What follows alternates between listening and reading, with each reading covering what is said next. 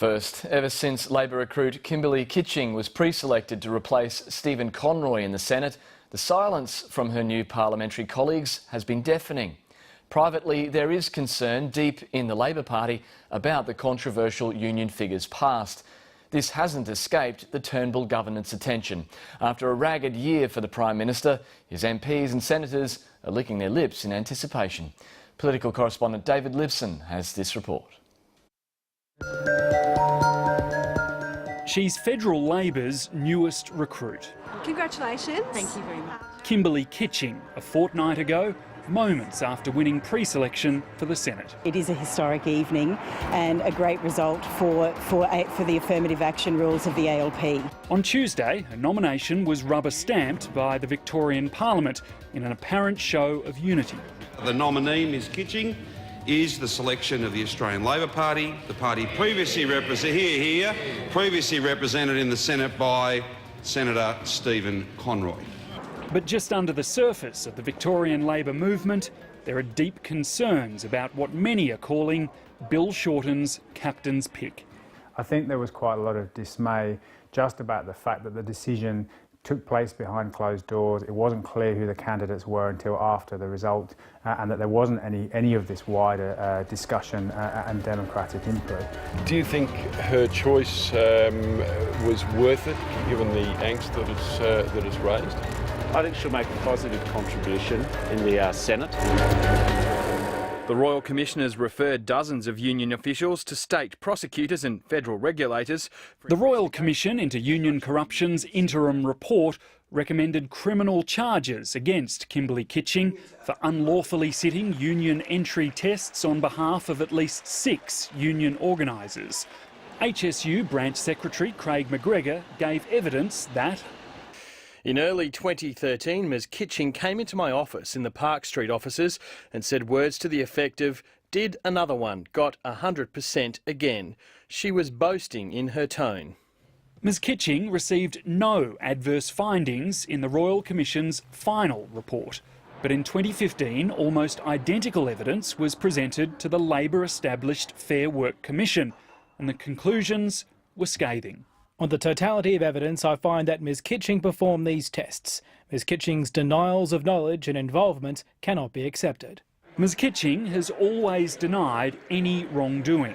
Charges have neither been laid nor ruled out. Of course, people who are rivals of in the Liberal Party and who want to smear a new arriving senator in the Senate are going to use that kind of material, but I think her qualities will shine through. Labor's Michael Danby offers a full-throated endorsement of Kimberley Kitching. In fact, he says she should be commended for helping clean up corruption in the Health Services Union by literally piecing together shredded evidence. Found these bags full of rubbish and reconstituted, like in the movie Argo, all of this shredded material, which the Trade Union Royal Commission didn't want to originally receive.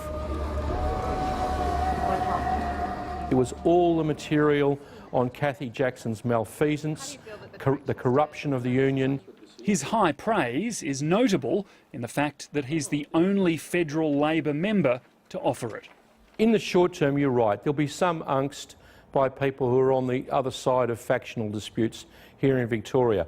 But as Paul Keating said, once you get past the mezzanine floor, it's us versus the Conservatives. That sentiment was on full display in Mr Danby's seat the night before this year's federal election, when a confrontation over alleged vandalism of Liberal polling material was caught on camera. Got him, middle pass primary, tearing down Liberal Party bunting. How you going, gentlemen? How you going? Oi! How you going? All right, yeah, got him. Got him. Among those arrested, though never charged, blogger Andrew Landerhue, the husband of Kimberley Kitching.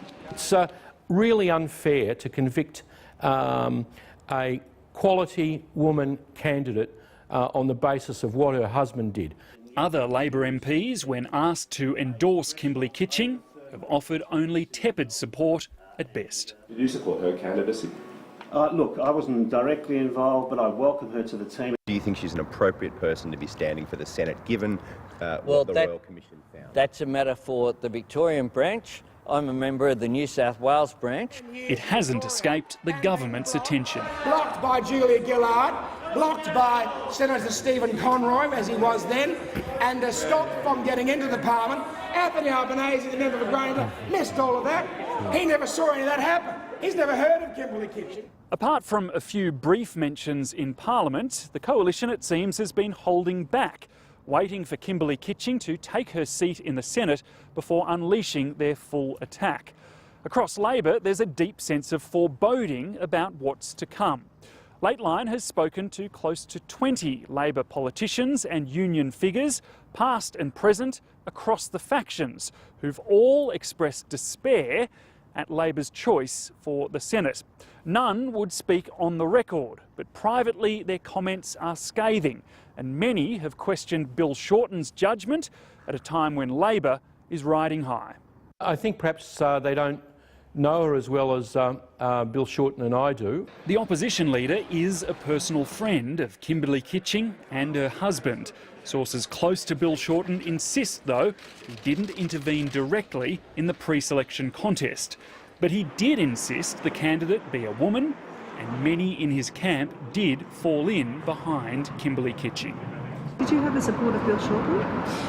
Well, I think that the members of the Victorian ALP have supported me this evening, and they represent a number of groups. Lateline understands Ms Kitching received Bill Shorten's backing on 3 previous occasions, but the interventions failed against Tim Watts, Joanne Ryan and Mehmet Tillam. Madam Acting Deputy President. But thanks in part to Stephen Conroy's shock resignation with no succession plan, it was 4th time lucky for Kimberley Kitching. The result was almost unanimous, 79-2, due largely to the Stability Pact between the left and the right factions. But close to 20 members of the right in protest didn't show up. It's very damaging. It's damaging for the wider reputation of the party, but it also undermines the commitment and the morale of many members and activists. Labor members who want voting powers for the rank and file in Senate pre-selections hope this latest contest will be the catalyst for change at State Conference in November. There is some dismay when that kind of event takes place, but it also clearly reinforces many people's determination to see reform take place. 2 years hence, I wonder if anyone will remember this conversation. They'll just see, Labor's got another capable person with a good sense of humour who is cutting the heart out of One Nation and the Liberals. Perhaps, but before she targets the Conservatives, she'll have to deal with hostilities from within her own party. It was fantastic and very humbling. I feel really honoured to be chosen.